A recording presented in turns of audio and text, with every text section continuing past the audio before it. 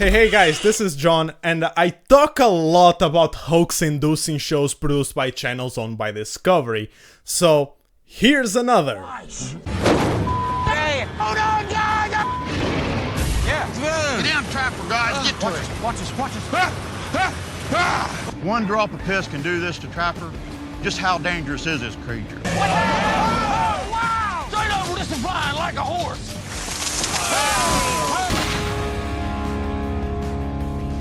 Mountain Monsters is an American cryptozoology-themed reality TV series airing on Destination America, of all places, from 2013 up until 2022, spanning over 8 seasons total. The series follows the Ames team, Appalachian investigators of mysterious sightings, a band of 6 West Virginian hillbillies turned paranormal investigators, as they research and track unidentified creatures in the Appalachian Mountains. Trapper is the leader, a seasoned hunter turned paranormal investigator. When that son of a bitch hit that back corner, his ass stuck out. I seen his ass. Jeff is the researcher, a big softie and apparently the only one who hadn't done anything cool enough to warrant a nickname. Yeah, he's supposed to be bipedal. They call me the Turtle Man. Bipedal, huh? Huh? Bipedal. I love it when Jeff uses words I have no idea what they mean.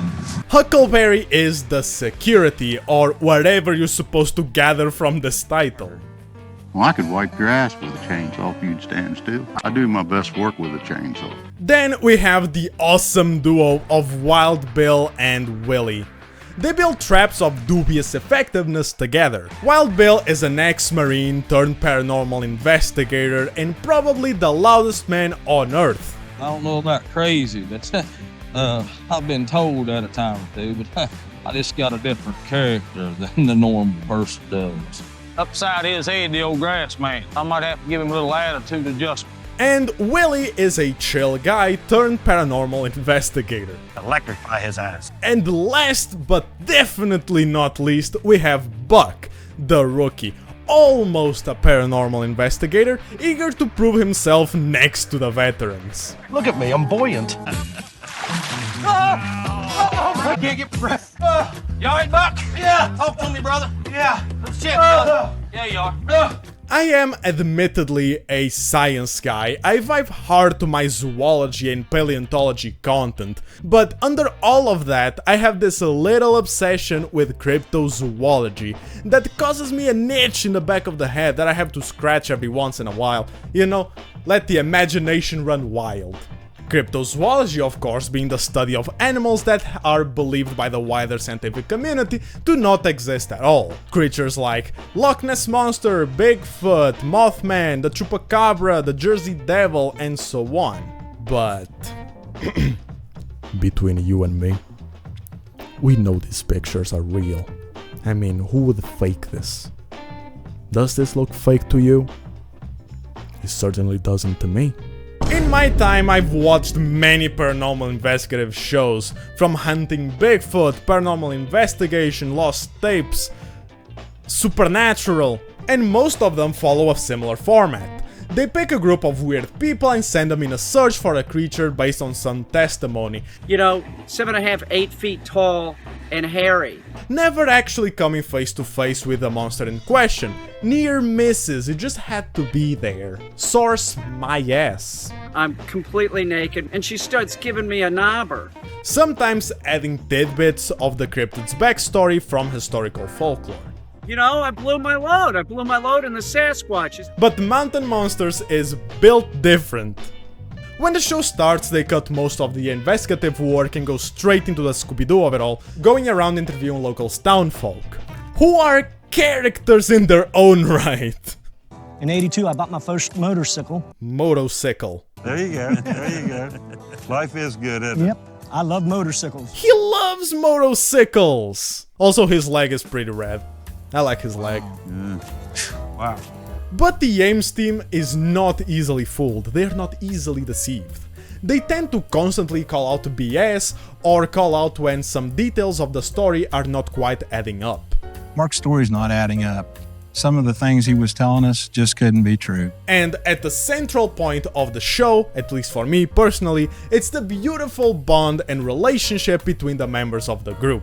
Huckleberry stepped right up the plate and he said, "I'll rub it on there for you, Jeff." Huckleberry, with them big manly hands he's got, he grabbed up him a big handful of that aloe vera and rubbed them all over my breast. They pick on Buck a little bit because he is the youngest, and somehow this is actually quite wholesome. Buck, you go down there what tree you think it was, and we'll take a look at you. And, I ain't tall enough. I understand I'm the young pup, but he likes to pick at that a little bit. It's like a old mentor messing with the younger student sort of thing. It is quite wholesome. There we go. Now reach up there like 7 or 8 feet. I can't reach 7 or 8 feet, Santa Claus. Let's get this together. It's like having a teddy bear. They also fight here and there. All I've done is try to help you. Bull, Buck. Because I'm such a mastermind manipulator, right? All right, damn it. But they're always able to put it aside and just hug it out, you know, like grown adults. Or in the case of everyone but Buck, old men. I understand where he's coming from. That was just pure gut emotion. He's having a rough time, and I'm going to have to be patient with that. They might share a wholesome relationship between them, but they also share a collective hate for whatever cryptid they're going up against, especially Huckleberry, who seems to have emotional and personal beef with all of them, constantly recounting traumatic events from his past. There's no doubt in my mind whatsoever that I seen a Bigfoot that day. This thing got a hold of your head. There is no doubt in my mind it'd squish you like a tomato. It ruined my brother. My brother will not talk whatever about this. Wow. It changed my life. I guess that's why they call him security, because he just walks around holding a assault rifle as if it was a baby. To be fair though, they all walk around strapped. Right there. Including the rookie. They go in the Appalachian Mountains, always in the dark of night, so the audience can see what's going on. Is it a coincidence that all of these cryptids just happen to be nocturnal? I'll let you decide, but distant sounds in the woods could be a sign of the creature in question. Hey, what in the hell was that? We shall not rule that one out. All jokes aside, I think I learned a lot from mountain monsters. You know, I never knew that there were more than one Bigfoot. Big feet. Bigfoots. I don't know. And also, different kinds of Bigfoot altogether. For example, the Grassman, an Ohio edition Bigfoot. Or the Yahoo, an anniversary edition Bigfoot. And hold your horses, cowboy, because it doesn't end there. We also have crossbred Bigfoots. Big feet. That can't be. Holy. That's the damn Yahoo! What the hell's going on? Maybe they're looking for mates. It's that time of year. Maybe they've made it. Maybe they have made it. They are yahooing in the tall grass, if you know what I'm saying. Although still a show about cryptids and spooky stuff, That's a spooky situation. it is closer in theme to what I can only describe as a shonen anime. They don't want to capture the monster to prove its existence. My guy, they're not even mad when they don't. They are sure the monster is real. What they really want is to just track it down so they can throw hands with it in what I can only describe as a pro wrestling showdown. I'm gonna go strategize on how I'm gonna kick that grassman right in the crotch. Short his ass out. Blow his ball. And the monster seems to be aware of this as well, because we constantly get his POV observing the Ames team from a distance, and the monster is crapping himself, what leaves Wild Bill quite happy. So I have become a professor in poop. Down to this pile of squash poop. It's beautiful. Putting right like this right here. And I mean, he's getting in motion. Thank you for the demonstration, Bill. Certainly couldn't do without it.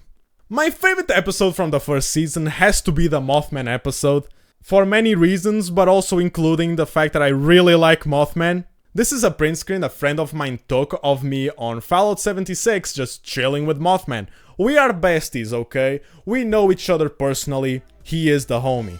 Most of these cryptids are very well known. We all know Loch Ness Monster, we all know Bigfoot, we all know Mothman, we all know the Chupacabra. So, to keep it fresh and interesting, these shows tend to add new tidbits of lore, new powers, new abilities. Like back in my day, Mothman was just a moth-human hybrid dude who tried to warn people about the collapse of the Silver Bridge in 1967.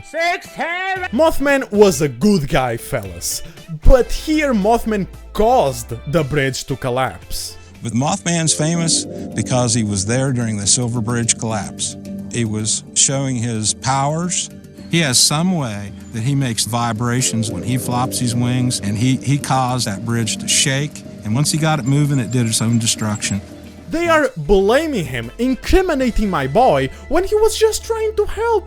And this time around, not only can he fly, he can also teleport, making flying virtually useless. He can control fire, it's implied that he can eat electricity and hypnotize people, causing them to faint. Buck falls victim to this power twice in the episode, but, you know, it's okay, he's just a rookie. Buck. You seen him in the eyes again, didn't you? Yeah. But to avenge their falling comrade, Willie and Wild Bill build this trap that they are sure 100% can trap the Mothman. That guy can electrify, which he can't teleport through electricity. How do they know it can teleport due to electricity? Well, it did. By the end, they feel like Mothman's abilities left them at an unfair disadvantage, so they just rage quit. And they're so toxic about it too. They flame the heck out of Mothman. I'm ready to go chase something that walks or swims or crawls or jumps. This supernatural creature. This supernatural that flies around, that's... The show starts out as episodical in nature with a monster of the week vibe to it, but later transitions to something more serialized with overarching plots. Some of the cryptids even come back in later episodes, forcing the team to relive past events, and it does not matter how traumatic these were, because they always recount them with a spark of nostalgia.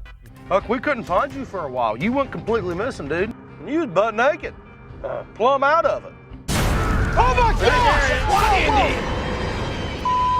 What is Huckleberry? If this video gets a lot of views, I might make a video recap of each season, you know? 8 videos total. It's on your hands. You smell that? You smell that, Jeff? Yeah, I smell it. What that is? No, I'm not sure. It's cow.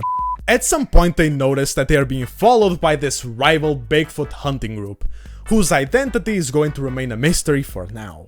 But we don't have time for that, because Jeff has been acting weird. He has been snapping at Buck for absolutely no reason and complaining about these headaches and nosebleeds he has. At some point this other Bigfoot edition, the Stone Giant, gets shot and killed by the same rival cryptid hunting group. The Ames team is devastated. They shot him. They might want to get down and dirty with these creatures, but they never really want to cause them any harm. Deep down they're just bros playing in the woods. Oh yeah, and Jeff's nosebleeds, they're just a cryptid clue shoved up his nose. So far, this meeting isn't working out how I thought it would. These guys are zip tying us up, putting bags over our head, loading us in the back of this van. Come on, big boy. We walk into this cabin. This rival group might seem like the enemy, but they keep giving the Ames team clues, and some of those clues actually take them very far into the story. I don't understand, but I am pretty sure this rival group are cryptids themselves. I mean, look at it. Buck the Rookie also goes on an arc of his own. Proud of you, Buck. Buck becomes the shot caller after Trapper's health starts slipping in real life. I can't run with you. Sorry, brother. I can't do it. It's just too much on me. My legs won't do it. Trapper gets a very sentimental send-off, gifting the team their new headquarters and becoming their new guy in the chair, guiding them from a distance. A few seasons later, John Tice, the actor behind Trapper, passed away in late 2019. Everyone's crying, I'm not. I'm just a man with allergies, mind your own damn business. If you follow the show like I did, these news hit like a mountain monster.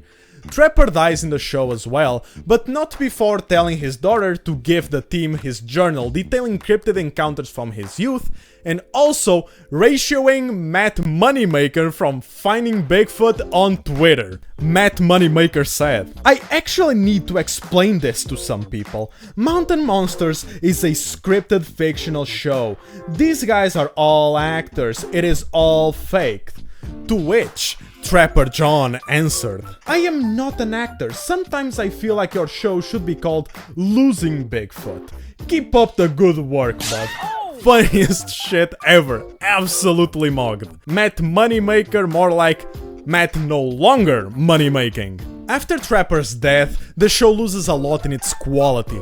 The group dynamic is not quite the same without him, and although the quality started to creep back up in later episodes, nothing stopped the show from being cancelled after the 8th season. Mountain Monsters was and still is hands down the best cryptid hunting show out there. You know, you can disagree, you are entitled to your own opinion, of course, but you're wrong. Cryptids are inherently goofy, and this show takes full advantage of that, creating something self-aware enough to make it fun to watch and binge, but also serious enough to get you engaged in its overarching plot. Silver lining. This show got cancelled before in 2017, but the fans of the show united and managed to get the show to return for a couple more seasons. Who knows what comes next for the Ames team? End of Silver lining. Buck, or rather the actor behind Buck, said in recent interviews that the team really doesn't have any plans or coming back together again for Mountain Monsters, but rather in spin-off shows and other projects, like Sons of Appalachia or a spin-off show just involving Jeff and Willie. I would love to get lost in the woods hunting, you know, hunting cryptid game, as they say. Dude! Goddamn, I'm recording. You're so lucky you're not Hassan Piker's dog, because otherwise you would just be zapped. So anyway, you know, if you guys want to watch Mountain Monsters, it is streaming in a few places depending on where you live. So, you know, give it a watch. Honor our fallen comrade, Trapper John. And with nothing else to say, I'll see you all next time. See ya. To trick the demon, you gotta stare into the corner so he thinks you can see him. It turns out I was looking at the wrong corner. It came at me from behind. Supernatural. Let me tell you, sir, there's nothing natural about that thing. There's a dead animal in the center of it. A what? A dead animal. A what? Dead animal in the center of it. A what? There's about to be two! But it was a dead animal, dude. You saw it.